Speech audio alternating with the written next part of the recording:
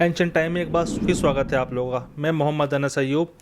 आज का मुद्दा है हमारा कोविड-19, ये कोरोना वायरस जो कि पूरा दुनिया में हाहाकार मचा हुआ है। इसको लेकर हम आपके सामने आए हैं। तो स्टूडियो में आज हम इस पर चर्चा करेंगे। तो हमारे साथ कुछ हस्ती हैं जो कि सुप्रीम कोर्ट से ताल्लुक़ रखती हैं और हमारे लीगल एडवाइज़र कामरान साहब जो कि इस मुद्दे पर चर्चा करेंगे। चलिए इन बारे में इनसे बात करके देखते हैं। चलिए इस मुद्दे को आगे बढ़ाते हैं। सुप्रीम कोर्ट के बहुत ही सीनियर एडवोकेट हैं हुसैन मोइन फारूक साहब। नमस्कार दोस्तों, मैं Mohammad Kamran Khan, legal adviser the Asian Times News. आज हम स्टूडियो में एक गंभीर मुद्दा कोविड-19 के ऊपर चर्चा करने के लिए एकत्रित हुए हैं और हमारे साथ हैं सुप्रीम कोर्ट एडवोकेट जनाब हुसैन मोइन फारूक साहब और हमारा साथ देने के लिए हमारे साथ मौजूद हैं वरिष्ठ पत्रकार मोहम्मद अनस। कोविड-19 के इस गंभीर मुद्दे पर चर्चा करने के लिए स्टूडियो में आज हमारे सारे सीनियर जर्नलिस्ट मौजूद हैं जो कि बारी बारी से हुसैन मोइन साहब से क्वेश्चन करेंगे। तो चलिए सवालों का सिलसिला जारी करते हैं। ये सवालों का सिलसिला हमारे कामरान साहब जो हैं वो स्टार्ट करेंगे। चलिए। यहाँ पर मौजूद सारे लोगों का हम स्वागत करते हैं। अब चलिए स्टार्ट करते हैं लीगल पॉइंट्स पे क्वेश्चंस जो मिस्टर हुसैन मोइन फारूक साहब इनका जवाब देंगे। फारूक साहब, हमारा फर्स्ट क्वेश्चन है, सुप्रीम कोर्ट ने स्यू मोटो रिट पिटीशन 1/2020 में जो डायरेक्शंस और ऑब्जर्वेशन किया है, इस डायरेक्शन और ऑब्जर्वेशन का स्टेट गवर्नमेंट में किस तरह पालन किया गया है? सबसे पहले जो है मैं आप एशियन टाइम्स को और आपका स्टाफ जिस तरीके से कोविड-19 के ऊपर और तमाम मीडिया के लोग थ्रू एशियन टाइम्स में मैं धन्यवाद करता हूँ। आप जो है जिस तरीके से आपका एफर्ट्स लगा के इस चीज़ को जो है पीछे पड़ के अवेयरनेस क्रिएट कर रहे हैं, क्योंकि आज मीडिया का एक बहुत इम्पोर्टेंट रोल जो है पब्लिक में जा रहा है अवेयरनेस मीडिया की वजह से। वरना हम पिछले हालात देखेंगे जिस वक्त पे 18th सेंचुरी से लेके 19th सेंचुरी अर्ली तक हिंदुस्तान जो है black malaria, pneumonia, Spanish flu, ये सब चीज़ों का टारगेट हुआ था। अब भारत ने ये चीज़ को फाइट बैक करके तमाम चीज़ों को जो है आज नील के बराबर लेके आ गया। इसी तरीके से जो है इस वक्त पे जिस हालात पे हम लोग जा रहे हैं, तमाम देशवासी जो है जिस हालात पे जा रहे हैं, यहाँ पे एक दूसरे का जो है कंप्लीटली सपोर्ट चाहिए। पब्लिक को भी सपोर्ट चाहिए अथॉरिटी के ऊपर और अथॉरिटी को भी जो है पब्लिक का सपोर्ट चाहिए। अब एक इम्पॉर्टेंट हम लोगों को सोचना चाहिए। मैं आपके सवाल को जवाब देने से पहले मैं बोलना चाहता हूं कि सबसे पहले हमारे दिमाग में ये चीज़ लाना चाहिए कि ये लॉकडाउन जो है कोई सरकार का मिसयूज़ करने के लिए नहीं हो रहा है। सही दिशा में सरकार जो है इस वक्त पे काम कर रही है। यानी फ्रंट लाइन पे हम सैल्यूट करना चाहिए उन पुलिस ऑफिशियल्स जो अपनी ज़िंदगी को दाव में लगा के, जिनके बच्चे, किसी के घर में छोटे बच्चे हैं, किसी के घर में बूढ़ी माँ है, हमारे ही जैसा हमारे लिए फ्रंट लाइन में आके खड़ के उन डॉक्टरों की जिन्होंने अपनी ज़िंदगी को दाव पे लगा के ये चीज़ में आके सिटीजन के लिए, एक डॉक्टर जो है 1000 मरीजों का इक्वल होता है ज़िंदगी बचाने में लगा। तो अपनी ज़िंदगियों को दाव में लगा के तमाम घरों को सेक्रीफाइस करके उन महिला डॉक्टरों की स्पेशली जो अपने बच्चों को घरों में छोड़ के हॉस्पिटल का सारा, स्पेशली जो नोबल सर्विस नर्सेस जो करते हैं, इन लोग पेशेंट्स के साथ किस तरीके से जो है आके एफर्ट्स लगा के क्वारंटाइन में रहने दो, फील्ड में फ्रंट लाइन में रहने दो, ये कोरोना वायरस के ऊपर जो है काम कर रहे हैं।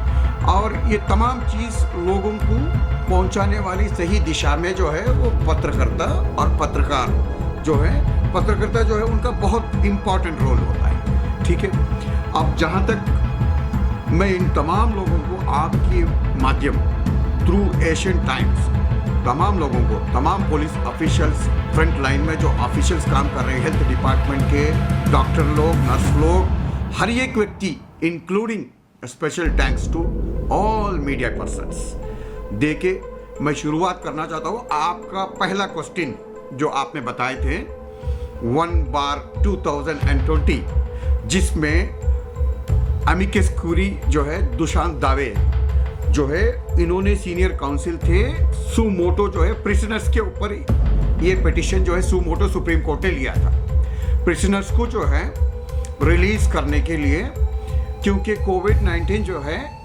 उस वक्त तक जो है स्प्रेड हो चुका था। इसमें हिंदुस्तान में जो है प्रिजनर्स की हालत, प्रिजन्स का हालात बहुत खराब है, not up to the status. जो अप टू डेट स्टेटस है वो लेवल पे नहीं है। इसके ऊपर बार बार जो है लॉ कमीशन, ह्यूमन राइट्स, तमाम लोग जो है इसके ऊपर चर्चा किए हैं, डिस्कस किए हैं। अब इस मुद्दे पे, हालात सुधारने के मुद्दे पे इशू नहीं है, अभी जान बचाने का इशू है। इस वजह से जो है सुमोटो सुप्रीम कोर्ट ने उठा के ऑनरेबल चीफ जस्टिस और कंपेनियन जज इसके ऊपर जो है सीरियस गंभीरता उठा के सुमोटो लिए थे और इसमें बताए थे कि किन हालात के मुजरिमों को आप रिलीज करा जा सकता है। इसमें पॉइंट आउट ऑब्जर्वेशन ये हुआ है कि आप किस टाइप का जो नेचर ऑफ ऑफेंस इन्वॉल्व है और आप अंडर ट्रायल्स है या कन्विक्शन है। कन्विक्शन अगर 7 साल के अंदर होती है, कोई भी आईपीसी धारा 7 साल के अंदर अगर होती है, उसमें जो है आपको immediate below 7 years immediate release किया जाए। ये ऑब्जर्वेशन करके डायरेक्शन से जो है स्टेट अथॉरिटी को कोर्ट ने तमाम राइट्स इसमें बताया गया है, ठीक है। और ये सारी अथॉरिटी जो है स्टेट गवर्नमेंट के ऊपर है कि उनको हाई लेवल कमेटी बना के उसमें किस तरीके से वो रिलीज किया जाए या किस व्यक्ति को जो है रिलीज करेंगे, तो पूरा सारा अथॉरिटी जो है स्टेट हाई लेवल कमेटी के ऊपर है। इसी में एक और रिट पिटीशन क्लब हुई थी, रिट पिटीशन 450/2020, जो कि रिट पिटीशन आपका था।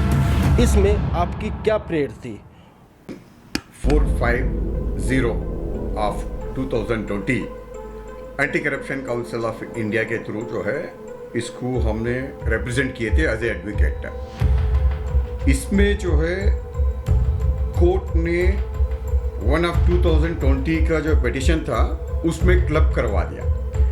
क्लब करवाने के बाद जो है कोर्ट ने सारे पिटीशंस को जो है एक साथ डायरेक्शंस दिया था कि इस रिट पिटीशन में गवर्नमेंट ऑफ इंडिया को जो है कोर्ट ने बताया कि हालात गंभीर रहने की वजह से और वक्त की कमी रहने की वजह से ऑर्डर दे के उसके बाद में इम्प्लीमेंटेशन, ये जो है ये चीज़ को जो है शॉर्टकट में कोर्ट ने बोला कि इसी को रिप्रेजेंटेशन करवा दो।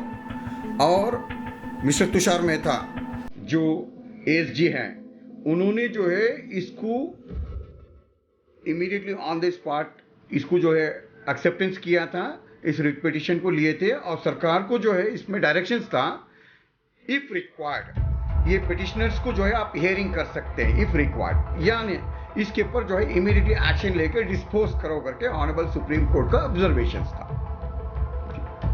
इसी पिटीशन में जो प्रेयर थी आपकी, उस प्रेयर का गवर्नमेंट पर क्या प्रभाव रहा? देखिए, मैंने आपको बताया था कि सुप्रीम कोर्ट ने जो है डायरेक्शंस दे के इसको इम्प्लीमेंट करने के लिए जो है जो इमीडिएट रिप्रेजेंटेशन को एएसजी जो सॉलिसिटर जनरल हैं इंडिया के तुषार मेहता जी, उनको कोर्ट में ही जो है पिटीशन दे दी गई थी और कोर्ट ने बताया था कि अगर इसमें जो है अवधि है किसी तरीके से इम्पोर्टेंसी पिटिशनर को हियर करना है तो भी जो है इमीडिएट आप डिस्पोज करने के लिए बताया जी। अगर आपकी पिटीशन पर सरकार कोई भी ठोस कदम नहीं उठाती है तब आप क्या करेंगे? क्या आप दोबारा से कोर्ट में जाएंगे? ये सवाल ही जो है आपका सवाल बिल्कुल सही है। अगर सरकार इसके ऊपर, जहाँ तक हमने मीडिया में, दूसरी मीडिया में, प्राइवेट चैनल्स में वगैरह देखा था कि सरकार जो है अभी डिस्ट्रिक्ट कलेक्टर्स वाइज जो है, मैंने कल इसको देखा था डिस्ट्रिक्ट कलेक्टर वाइज को जो है ऑलरेडी सर्वे उठाने के लिए डिस्ट्रिक्ट कलेक्टर को बता दिया गया है। हमारा मोस्ट ऑफ द प्रायर जो हमने रखे थे, हमारी मांगे रखी थे, सरकार ने जो है उसको, अगर सरकार की तरफ से या कोई भी सरकारी नौकर की तरफ से पब्लिक एट लार्ज, पब्लिक के इंटरेस्ट में अगर वो पिटिशन को जो है सुनवाई ठीक से या उसका इम्प्लीमेंटेशन नहीं होता है तो हम कोई शक नहीं कि 10 बार भी अगर सुप्रीम कोर्ट का दरवाज़ा खटखटाना है तो हम ज़रूर से खटखटाएंगे पब्लिक इंटरेस्ट में। अगर लॉकडाउन में ऐसे ही गंभीर हालात बने रहे तो आप सरकार को क्या सुझाव देना चाहेंगे? देखिए, सबसे पहले जो है हमारे भारत की स्थिति कंपेयर करेंगे आप इंटरनेशनल लेवल में, हम लोगों के साथ जो है ये साधु और संतों की जगह है। यहाँ पे ऋषि मुनि और तमाम वली अल्लाह की जगह है ये, जो हर किसी को मालूम है।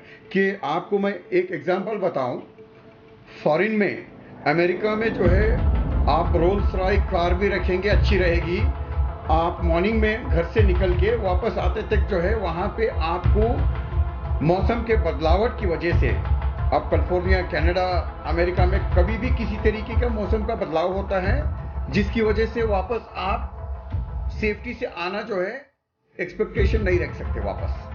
कभी जनरली जो अनाउंसमेंट हो जाता है कि आप अपने घरों में चल जाओ, जैसे कि स्नोफॉल हो गया, अवेंज आ गया, ये सब चीज़ों का होता है। लेकिन इंडिया के अंदर ऐसा है, मेरी गाड़ी टूटी रहेगी, सुबह में जो है मैं भगवान का नाम लूँगा, टूटी गाड़ी में जाके मैं वापस सही सलामत आ जाऊँगा। इंडिया के ये ऋषि मुनि और वली अल्लाह का जो है जगह है, हम लोगों के ऊपर it is completely spiritual land. ये जो है मानवता के साथ साथ, क्योंकि यहाँ पे जो है आप वर्ल्ड में कंपेयर करेंगे, it is very near land to almighty, ऊपर वाले के लिए जो बहुत नज़दीक वाली जगह है, क्योंकि यहाँ से आदम की शुरुआत भी हुई थी, फादर ऑफ ऑल, आदम की शुरुआत भी जो हिंदुस्तान से हुई थी। इस वजह से जो है यहाँ पे वो शुरुआत हुई थी, उस हालात में देख के हम चुपचाप नहीं बैठ सकते कि ऋषि मुनि या वली अल्लाह आके हमको बचा लेंगे। हम इंसान हैं, गवर्नमेंट का ड्यूटी बनता है इंश्योरेंस फॉर ऑल। अगर इंश्योरेंस बनाएंगे, भारत का जो आपका हेल्थ का बजट है 1% आप उठा लीजिए, अगर उसके ऊपर इंश्योरेंस फॉर ऑल बना देंगे, किसी के पास किसी तरीके का कोई जाके मजबूरी नहीं रहेगा। हमारे आर्टिकल्स, कॉन्स्टिट्यूशन जिस तरीके से हम लोगों को आर्टिकल 14 उठा लीजिए, आर्टिकल 21 उठा लीजिए, आर्टिकल 19 उठा लीजिए, जिस तरीके से फ्रीडम हमको मिला है, अगर इंश्योरेंस फॉर ऑल अगर हो जाता है, एक व्यक्ति पैदा होता है, कंपलसरी आधार कार्ड अभी जो हो गया, इसी तरीके से आधार कार्ड अगर इंश्योरेंस फॉर ऑल किसी भी तरीके का प्रिकॉशन करके, it is a duty of the state, every state to protect its citizen. अपनी नागरिक को बचाव का जो है हक उसको मिलता है, उसका संविधान देता है, सरकार नहीं देती है, संविधान देता है। संविधान को जो है संविधान के दायरे में सरकार चलाती है।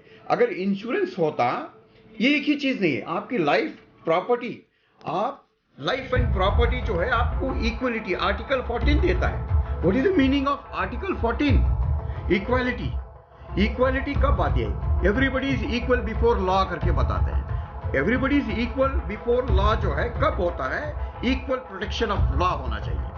अगर आप लॉ को इक्वली प्रोटेक्ट करते हैं, आपके लाइफ, लिबर्टी सब आपको देना है तो उसको प्रोटेक्ट करो। अगर आपके डिस्ट्रिक्ट वाइज, आपका एरिया वाइज, आप फार्मर्स जो है किसी भी तरीके से बीमारी आती है, आप प्रिपेयर होते हैं इंश्योरेंस को, इंश्योरेंस फॉर ऑल।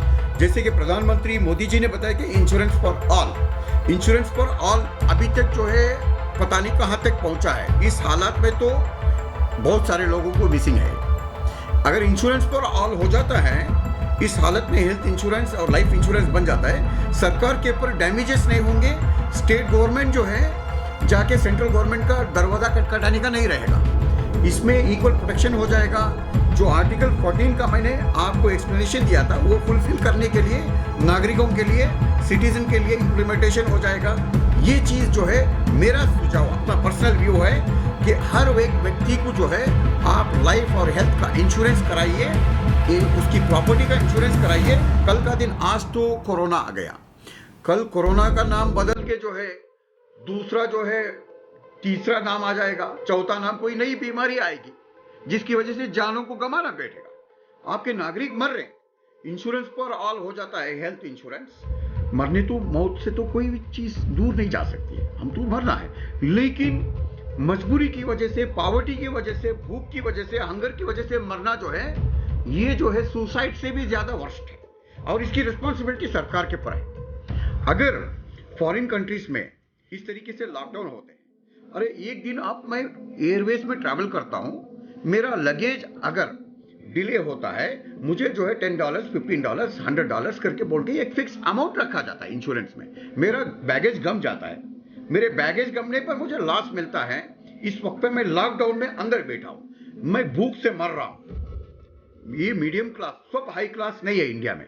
इंडिया चल रहा है फार्मर्स की वजह से, कृषि की वजह से और तमाम ज़राअत की वजह से जो है इंडिया चल रहा है। मीडियम क्लास, अपर क्लास और lower medium class, below poverty class, इन लोगों से इंडिया चल रहा है। पैसे वाले यहाँ पे पैसे जमाते हैं, उनका सब लोग जो है पैसे वाले नहीं हो सकते। इंडिया जो है इक्वालिटी अगर इंडिया में होना है, आप इंश्योरेंस करवाइए 1% ऑफ द बजट। आप कैलकुलेशन कीजिए, अगर किसी को शक है आपके न्यूज़ चैनल के थ्रू जो है मेरे को कांटेक्ट कर सकते हैं, मैं कैलकुलेशन करके बजट देता हूँ कि 1% पे सारों का इंश्योरेंस होता है। अगर ये इंश्योरेंस होता, फॉरेन में जो है फॉरेनर्स का एक प्लान होता है, जब पैदा होने से मरने तक। लॉकडाउन हो गया, लॉकडाउन जो है जैसे कि मैंने बताया कि फ्लाइट में डिले होने पर आपको कॉम्पनसेशन इंश्योरेंस देता है। लॉकडाउन का सिचुएशन होता है, इंश्योरेंस कंपनी IRDA जो है इंश्योरेंस का रिकग्नाइज भारत का जो है IRDA है, फाइनेंस मिनिस्ट्री के अंदर आता है। तो ये बोर्ड को जो है इम्प्लीमेंटेशन करके अभी आंख खोलना है उनको और बताना है कि सरकार जो है इंश्योरेंस फॉर ऑल, तमाम नागरिक, बच्चा पैदा होते ही उसका insurance.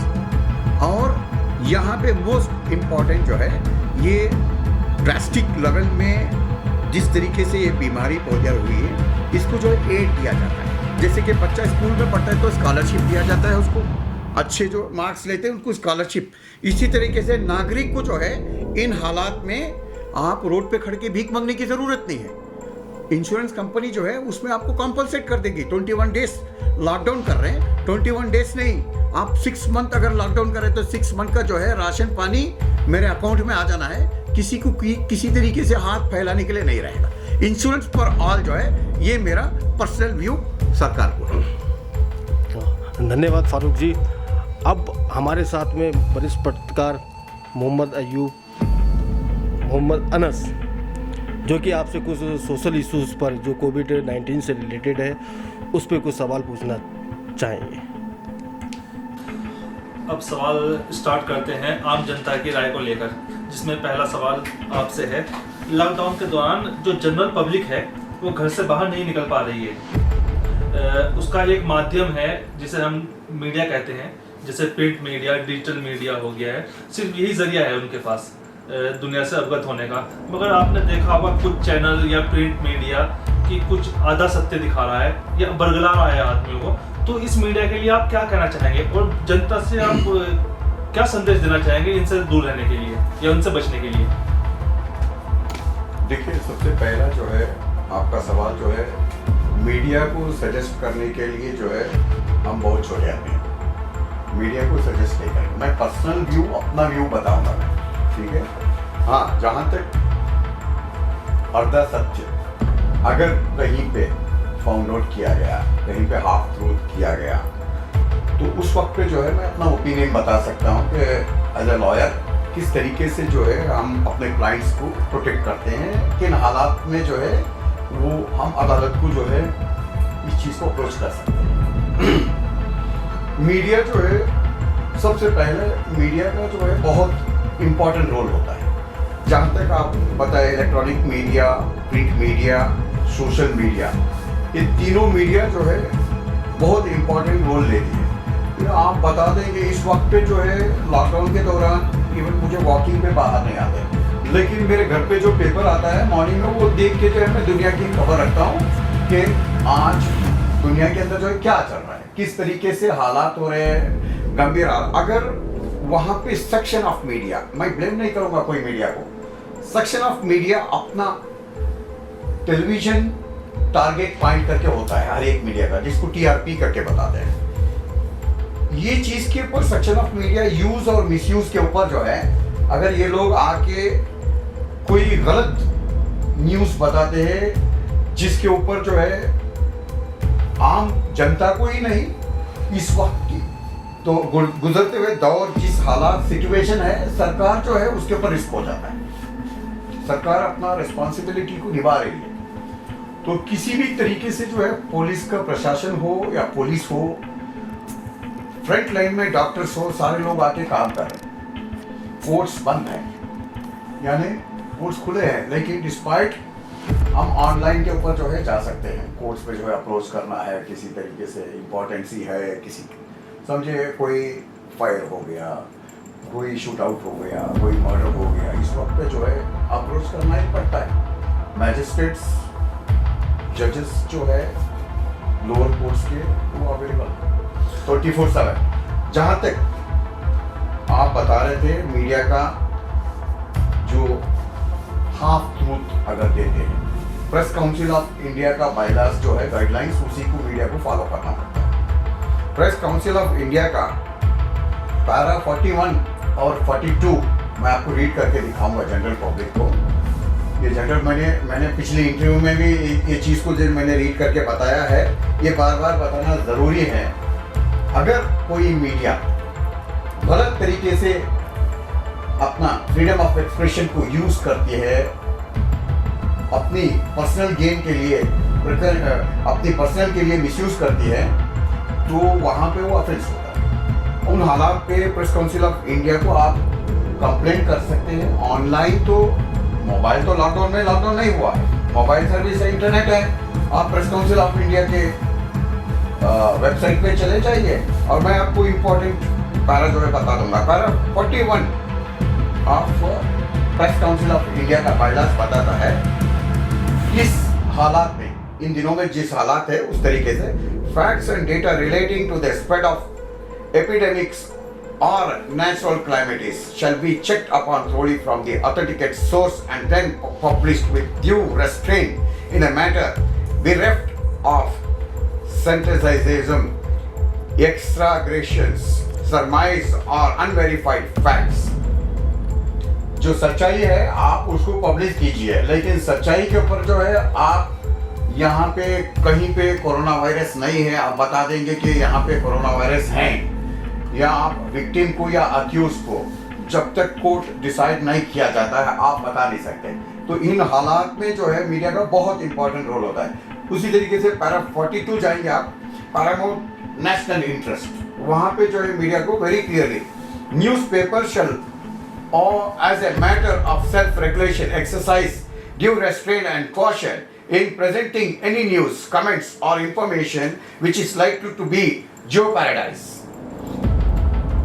endanger or harm the paramount interest of the state and society or rights of the individual with respect to which reasonable restriction may be imposed by law on the right of freedom of speech and expression under class 2 of article 19 of the Constitution of India। अगर आप misuse कर रहे हैं, सही चीज नहीं बता रहे, सही दिशा नहीं बता रहे, उन हालात में जो है कोई भी रहने दो, कंट्री का कॉन्स्टिट्यूशन के ऊपर नहीं हो सकता। आर्टिकल 19 क्लास 2 जो है फ्रीडम दिया है, फ्रीडम जो है in the interest of the public, ठीक है ना। आप बता सकते हैं, गलत न्यूज बताने पे कॉन्सिक्वेंसेस जो है अथॉरिटी उसका नोट लेना है और हम भी कोर्ट को अप्रोच कर सकते हैं अगर इस तरीके का फॉल्स फेक न्यूज जा रहा है। इन दौर में जो है वेरीफाई करके डालना, जो सरकार ने भी एक याचिका लगाई थी सेंट्रल गवर्नमेंट में कि वेरीफाई करके डालना है, लेकिन सुप्रीम कोर्ट ने उस याचिका को डिस्पोज किया, लेकिन उसमें ऑब्जर्वेशन किया है कि प्रेस जो है अपने रिस्पॉन्सिबिलिटी को बगैर भूले के न्यूज कैरी आउट करे। चलिए, हमारा काम तो सत्य दिखाने का है, मगर अब आपका एक सवाल आता है। आप सोशल वर्क में एक बहुत बड़ा योगदान रखते हैं और आप एक बहुत बड़ी संस्था से भी जुड़े हुए हैं, तो आपके लिए एक सवाल है, जैसे कि हमने पिछली वीडियो में दिखाया था और सुबह भी होकर आए, कुछ गौशाला हैं। गौशाला क्या, और भी जैसे सड़कों पर रहने वाले जानवर हैं जो को बहुत परेशानियों का सामना हो रहा है उनको, जनरल पब्लिक को भी उनसे, और गौशाला का भी बहुत बुरा हाल है। जैसे हम सुबह ही होकर आए, खाने का नहीं है, जो आदमी रोज दान देते थे वहाँ पे रोटी देते थे या घास मास जो के खाने का होता है ला के देते थे, वो बिल्कुल भी बाहर नहीं निकल पा रहे हैं। तो उनकी कंप्लेंट आई थी हमारे पास, तो इस पे आप क्या कहना चाहेंगे, आपका पॉइंट ऑफ व्यू क्या है इस पे? देखिए, जानवर जो है उनकी रिस्पॉन्सिबिलिटी और उनका कस्टडी इंसान के हाथ में होता है। इसका यूज और मिसयूज होता है, ठीक है ना। तो मैं इसमें डीपली नहीं जाना चाहूँगा। अगर कोई जानवर पाल रहे हैं, गौशाला है, कोई रोड पे ही जानवर ना हो, वो भी जो है तमाम इक्वल राइट्स जैसे हमारे देश में इंसान को है, वो जानवर को भी इक्वल राइट्स देना चाहिए। कॉन्स्टिट्यूशन में जो है इंसानों के लिए भी नहीं, इंसान के साथ जो पले जाते हैं जानवर उनको भी। तो उन लोग जो है, अब बताते ना, friend indeed friend in need करके। एक कुत्ता जो है आप पूरी जिंदगी आपके साथ 12 साल 14 साल जो है जिंदगी गंवा देता है, लेकिन खुद का घर नहीं बनाता है, खुद का घर नहीं बनाता है, ठीक है। तो आपके साथ आप अगर उसको अपना डालते हैं तो भी वो मालिक की वफादारी में जो है वो चीज़ जो है सामने बैठ के दहलीज में रहता है। इसमें जो है हिंदुस्तान में जो फ्रीडम से पहले जो है डॉक्टर अल्लामा इकबाल साहब का जो है शेर है कि इंसान जो है बहुत ही सही मिसाल और हमेशा देता है, जब वफादारी का नाम हो तो कुत्ते का नाम लेता है, ठीक है। तो इंसान में कमी हो गई है, इसीलिए वफादारी जो है कुत्ते का नाम लेता है, कुत्ता बहुत वफादार करके, ठीक है। इस वक्त पे हम वो दौर पे चल रहे हैं कि जानवरों को जो है हम इक्वली प्रोटेक्ट करना है। अब ये सरकार ने जो है जिस तरीके से इंसान के हित में आके लॉकडाउन कर दिया, जानवर तो आपका राइट्स लेके आके पार्लियामेंट में कोई उनका रिप्रेजेंटेशन नहीं करा रहा है, ना ही कोई कुत्तों में एमपी है, ना जानवर में एमपी है, या जानवर के लिए एनिमल हस्बेंड्री मिनिस्ट्री है। एनिमल हस्बेंड्री मिनिस्ट्री जो है उनके अंडर में रिस्पॉन्सिबिलिटी आता है। लेकिन यहाँ पे जब सोशल डिस्टेंसिंग की बात हो जाए, 4 कुत्ते तो मिलकर रहते हैं, सिर्फ खाने के वक्त लड़ते हैं, वो अलग बात है। लेकिन इस वक्त पे जो है उन कुत्तों को जो गली में रहते हैं, सारे दूसरे जानों को, अरे कुत्ते की बात कर रहे हैं आप, पशु पक्षी पिजन, ये सब चीज़ों की रिस्पॉन्सिबिलिटी इंसान जो है उसका कस्टोडियन है। कस्टोडियन यानी उनके ऊपर हत्या करने के लिए या उनको यूज करके मिसयूज करने के लिए नहीं है, कस्टोडियन जो है उनको देखभाल करने के लिए। ये गौशाला के बारे में थोड़ा बोलिए। गौशाला की बात जहाँ तक है, देखिए मैंने एक गौशाला से जो है मेरा संबंध है जो नेल्लूर में है। ये गौशाला जो है महावीर जैन सेवा समिति, महावीर जैन के नाम से जो है ये गौशाला चलाते हैं। इनकी हालात जो है मुझे पता चला कि मैंने एक वीडियो के थ्रू देखा था कि वहाँ पे लगभग 200 से ज़्यादा जो है गाय रहते हैं, दूसरे भी जानवर रहते हैं, जहाँ पे खाने के लिए तड़प रहे हैं। और एक लेडी अप्रिशिएट करना है, लेडी जो है वो गौशाला को चला रही है। और इस वक्त पे जो है लोग आगे आए, सरकार की रिस्पॉन्सिबिलिटी है, क्योंकि वहाँ पे अब गौशाला को जो है लोग नहीं रहेंगे तो इन लोगों को कौन देखेगा, गायों को कुत्तों को कौन देखेगा।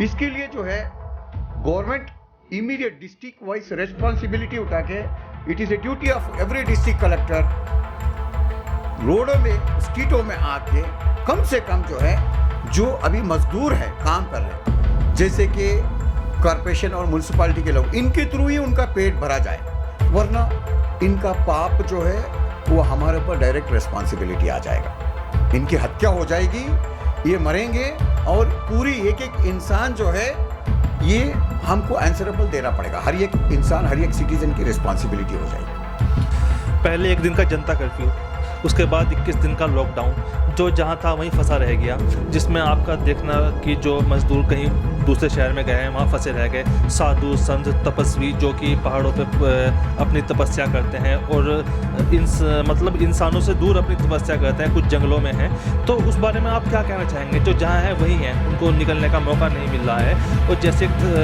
जैन धर्म गुरु होते हैं वो एक पर्टिकुलर टाइम के लिए जगह रहते हैं, वरना उनको निकलना ही पड़ता है अपने प्रचार के लिए। अब ऐसे में जैसे कि लॉकडाउन है, तो उस बारे में आप क्या कहना चाहेंगे? लॉकडाउन जो है जिनके घरे हैं वो घर के अंदर रह सकते हैं, लॉकडाउन जिनके घरे हैं। मुझे इस पे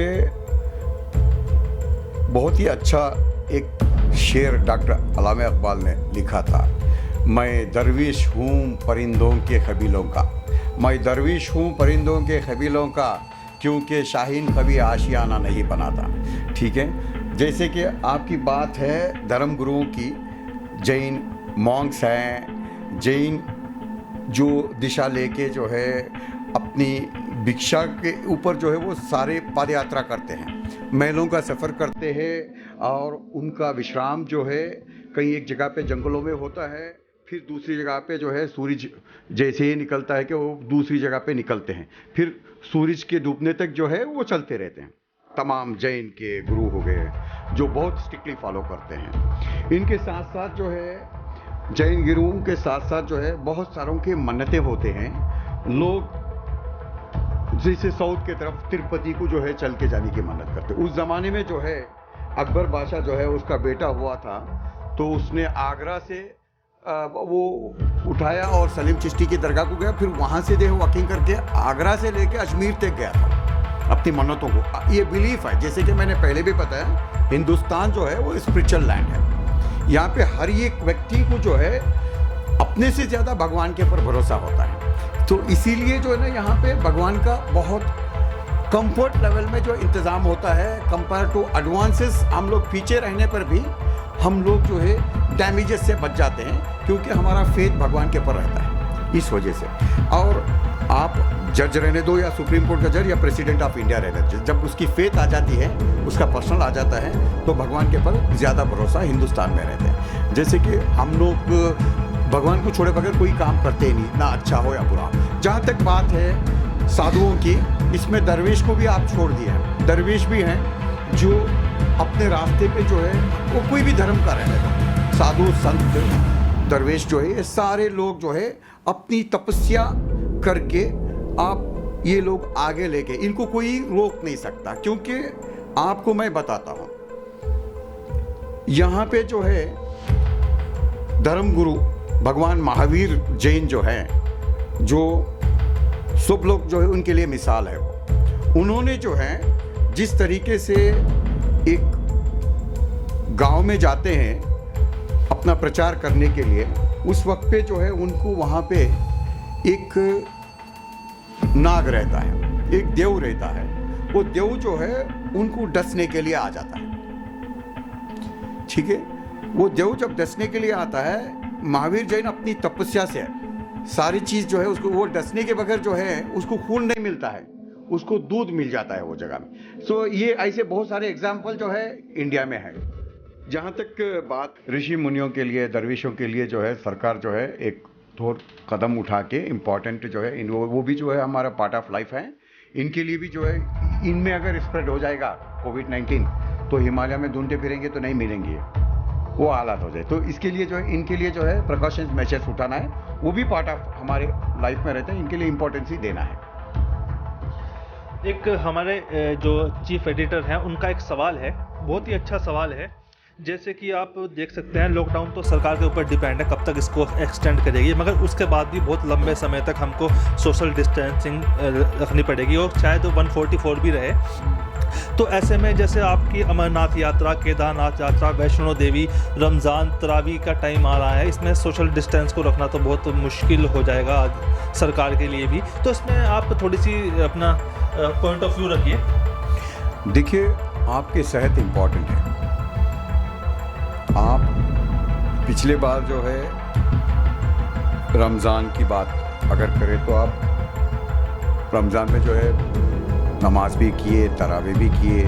यहाँ पे सवाल ये उठता है कि तरावे जो है आप इमाम के पीछे खड़ के पढ़ना पड़ता है, वो इम्पॉर्टेंस है। मैं तमाम मुसलमान भाइयों से जो है गुजारिश करूँगा कि तरावे जो है वो नफिल होती है और सुन्नत होती है। ठीक है, और ये सुन्नत नमाज जो है आप, मैं यहाँ से नहीं, कुरान बताता है, जो हाफिज़ कुरान है उसके पीछे खड़ के आप नमाज पढ़ सकते हैं। जो बंदा हाफिज़ कुरान नहीं है, कुरान पढ़ना जानता है, तो आप मक्के में, मदीने में तरावी की नमाज जब होती है, वहाँ पे इमाम के पीछे बिल्कुल पढ़ते हैं। लेकिन इमाम जो है वो हाफिज़ कुरान जो है वो ऐसे ही नहीं पढ़ते, कुरान को खोल के रख के उसको देख देख के पढ़ा करते हैं। तो अगर मक्का मदीने में कुरान को देख के पढ़ा करते हैं, आप भी घर में कुरान पढ़ना जानते हैं या कोई आपके भाई लोग कोई तो घर में जानते होंगे, कुरान को खोलिए और उसको पढ़िए। इसके लिए जो है आप ज़रूरी नहीं है कि सोशल डिस्टेंसिंग जो है उसको अवॉइड करके मस्जिद के अंदर जाने से ही तरावे होते हैं। आप घर पे बैठ के नमाज पढ़ सकते हैं। और आप जंग के वक्त ये जो है कोविड-19 ये जिहाद है अपने आप में। जैसे कि कुरान पाक में जो है अय्यूब अलैहिस्सलाम के बारे में सब्र, उनको अल्लाह ताला जो है टेस्टिंग लिया था तमाम बीमारियों को जो है एग्जाम्पल दे के। ऐसा जो है पूरी दुनिया के ऊपर जो है अल्लाह का एक आजमाइश चल रही है कोविड-19 की। अब कोविड-19 जो है ये खुद में जिहाद है, हर एक बंदे का जिहाद है।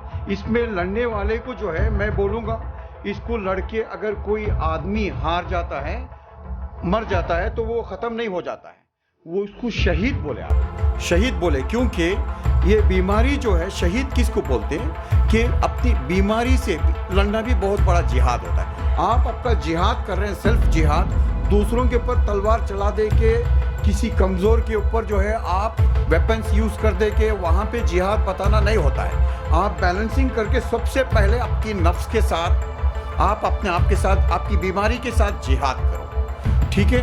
वो जिहाद में अगर आप जीत के निकल जाते हैं तो आप मुजाहिद कहलाए जाते हैं। अगर आप वो जिहाद में जो है अल्लाह ताला आपने आपकी रूह जिस वक्त पे बनाया उसी वक्त पे लिख दिया कि आप मरेंगे, तो वहाँ पे आपकी मौत उसमें लिखी गई है, तो वहाँ पे आप शहीद कहलाएंगे। क्योंकि ये बीमारी जो है आपके जिस्म से अंदर से जो है जा रही है और आपको दिखाई नहीं दे रही है, ठीक है ना, आपको कोई ख़त्म कर रहा है। आप जो है एक शिकार हो रहे हैं इस बीमारी का, और इस बीमारी से जो है आप लड़ेंगे। मैं बोलूँगा कि इसमें मरने वाले जो हैं अल्लाह ताला से वो नहीं पूछे थे कि मुझे ऐसी मौत चाहिए, लेकिन अल्लाह ताला उनकी मौत इसमें लिखा था, तो उनको शहीद किया जाता है। शहीद बोलिए आप। इनको अगर पानी भी नहीं नलाएंगे, डायरेक्टली भी दफनाएंगे, आप जो है वो सीधा जो है शहीद कहलाएंगे। इस वजह से अब जहाँ तक बात हुई रमज़ान में जो है मैंने बताया कि कुरान जो है आप पढ़ सकते हैं, ठहर ठहर के पढ़ा करो कुरान। मैं नहीं बता रहा हूँ, कुरान खुद बताता है। जब मुझे पढ़ते हैं तो सूरह मुज़म्मिल उठा लीजिए, अल्लाह पाक जो है उसमें बताते हैं कि कुरान को ठहर ठहर के पढ़ाया करो। और आधी रात, उससे भी कम वाली रात, ये कुरान बता रहा है, ठहर ठहर के पढ़ाया करो, जो आप समझे, दूसरों को समझाए माने के साथ। इसका मकसद रमज़ान जो है पहली बार आप उसको ले लीजिए कि रमज़ान क्यों आया। कुरान शरीफ को उतारा गया 30 जून जो है रमज़ान के वक्त उतारा गया था।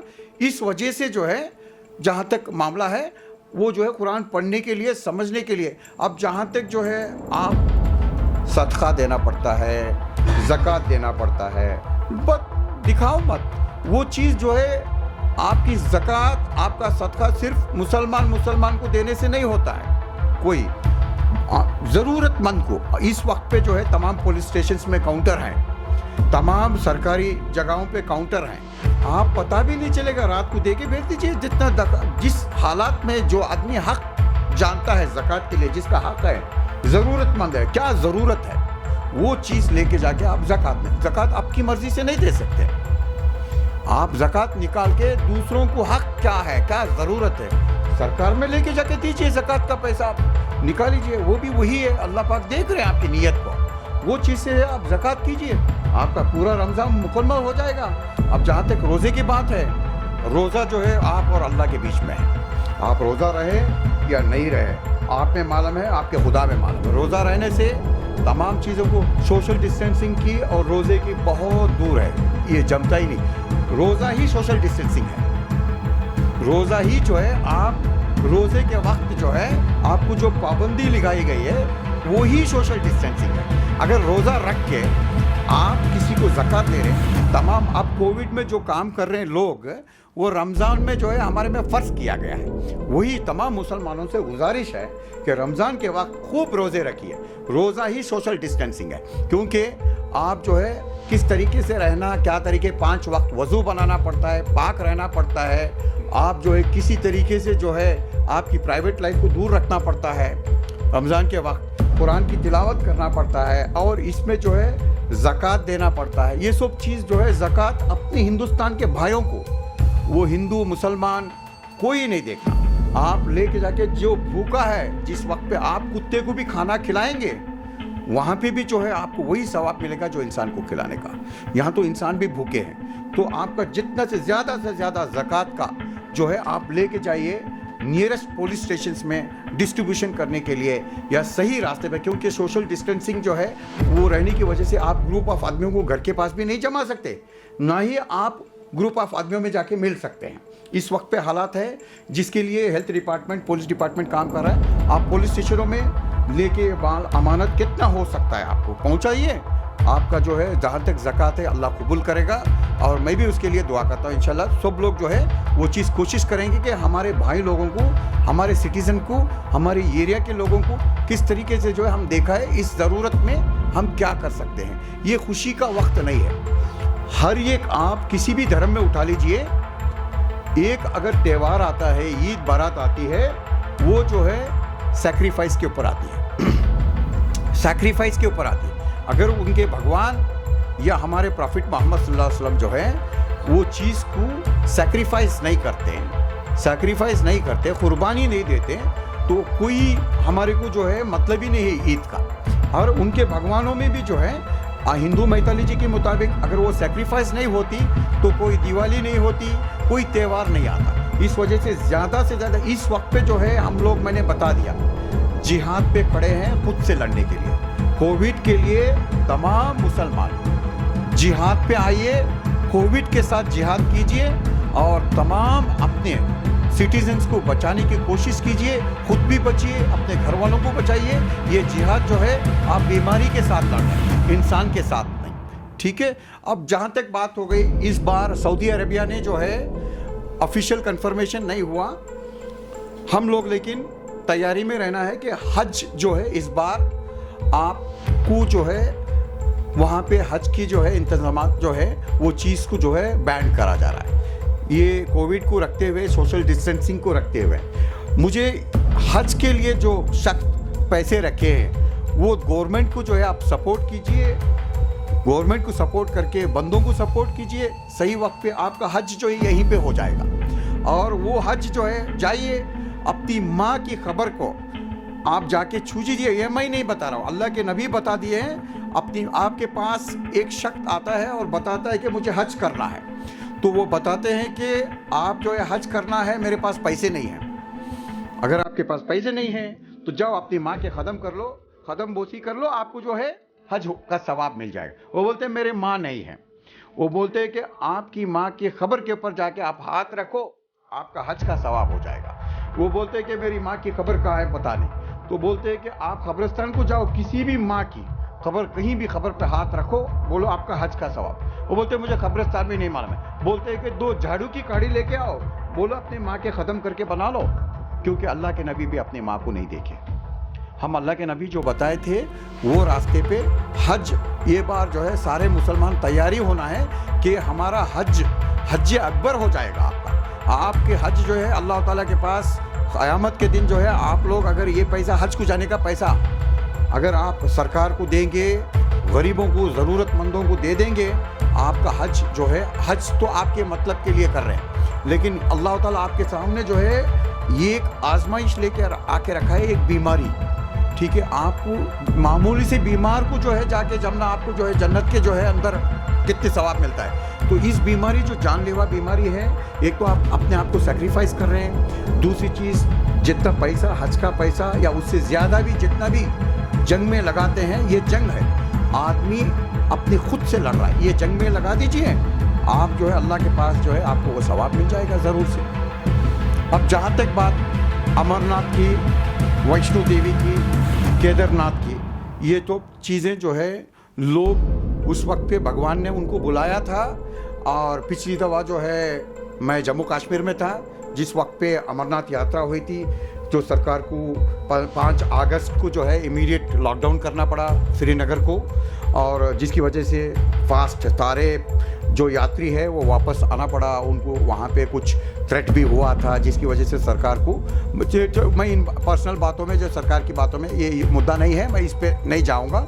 जहाँ तक है लोग, सरकार भी जो है इसके लिए कड़े कदम उठाएगी कि इस बार जो है कंप्लीटली आपका अमरनाथ का पैसा, वैष्णो देवी का पैसा या आप जो है केदारनाथ में जाने का पैसा है, तमाम पैसों को जो है आप कोविड में लगाइए। कोविड के साथ लड़ने के लिए भगवान जो है आपको वही चीज़ का इक्विवेलेंट जो है, आपको जिस तरीके से उसका लाभ है वो मिल जाएगा आपकी फैमिली को। यहाँ पे अपनी फैमिली को भी बचाना है, पड़ोस की भी बचाना है, और गांव की भी बचाना है, देश की भी बचाना है, और ज़्यादा हुआ तो विश्व को भी बताना है। हम भारतवासी होके अब देखो, अमेरिका को जो हमने सारा मेडिसिन भेजा गया, हमारा जो है नेक्स्ट यही जो है, तो हम बताते हैं कि राज कपूर का जो है वो सॉन्ग है, हम पूरब है, पूरब वाले हर जान की कीमत जानते हैं, ठीक है। तो वो चीज़ का जो है माना जो है इसमें आ जाता है, ठीक है। हम जो है ये चीज़ को रख के तमाम चीज़ों को लोगों को लेके जाके ज़्यादा से ज़्यादा मदद करें, और सोशल डिस्टेंसिंग जो सरकार जिस तरीके से हम लोगों को, जिस तरीके से डायरेक्शन से एक्सपर्ट पैनल्स, ठीक है, लेके किए हैं, उसको सारे नियमों को फॉलो करें। सुप्रीम कोर्ट का साफ कहना है कि कोविड-19 के टेस्ट बिल्कुल फ्री करने चाहिए सरकार को, और आम जनता को इसके लिए कहाँ जाना पड़ेगा? क्या सरकार डोर टू डोर जाकर लोगों के टेस्ट करेगी, या ये प्राइवेट हॉस्पिटल में भी अवेलेबल होंगे आम जनता के लिए? देखिए, इस वक्त के हालात पे जो है काउंटिंग पॉजिटिव टेस्ट बहुत फास्ट ग्रोथ हो रहे हैं इन लॉकडाउन में। मैं आज की बात कर रहा हूँ कि पिछले 24 घंटे में जो है अनएक्सपेक्टेड ग्रोथ हो गया है कोविड केसेस, पॉजिटिव केसेस में। अब इस हालात में जो है आप हॉस्पिटल को जा रहे हैं, किसी तरीके से आपको इंडिकेशन पॉजिटिव का बता रहा है, जैसे कि आपको बुखार, जुकाम, सर दर्द जो है, इसका अवेयरनेस तो पेपर्स में आप देख सकते हैं। किसी से भी पूछो, आज छोटे बच्चे को भी जो है मालूम है कि कोविड क्या है। इस हालात में है, ऐसे है तो इमीडिएट डेजिग्नेटेड हॉस्पिटल के नज़दीक जाइए। आप वेट मत कीजिए कि सरकार के लोग आप में आएंगे, तब तक आप जान गंवा बैठेंगे। जैसे ही आपको बुखार का या किसी तरीके का इंडिकेशन होता है, रूरल एरिया में रहने वाले जो है वो क्लिनिक्स हैं, अर्बन इंडिया में हॉस्पिटल्स हैं, ये सारे जो, जैसे ही आपको इंडिकेशन होता है, सबसे पहले जो है आप सोशल डिस्टेंसिंग कीजिए, अपने घर वालों को सुरक्षा रखिए, आप भी सुरक्षा रहिए। आप उसको 100 नंबर पे भी कॉल करेंगे तो पुलिस भी आपकी मदद कर लेगी। There is a toll free numbers है हेल्थ डिपार्टमेंट के, आपको आके सारे तरीके से जो है गवर्नमेंट इसका सपोर्ट करेगी। जैसे कि पहले कंक्लूजन था कि कोविड के केसेस को प्राइवेट हॉस्पिटल में टेस्ट किया जाता था और उसका पैसा लिया जाता था। सुप्रीम कोर्ट ने स्ट्रिक्टली डायरेक्शंस दिया है कि कोई भी नागरिक से इर्रेस्पेक्टिव ऑफ उसका कैसे भी रहने दो, माली हालत जो है उसका, financial status, irrespective of financial status, आप इन जनरल किसी का भी टेस्ट लें तो फ्री जो है, मुफ्त उसका टेस्ट का कोई पैसा नहीं है। ये जो है सरकार को इमीडिएट डायरेक्शंस है। फर्दर जो है home ministry, union health ministry सारे स्टेट को जो है ये सर्कुलर दे चुकी है।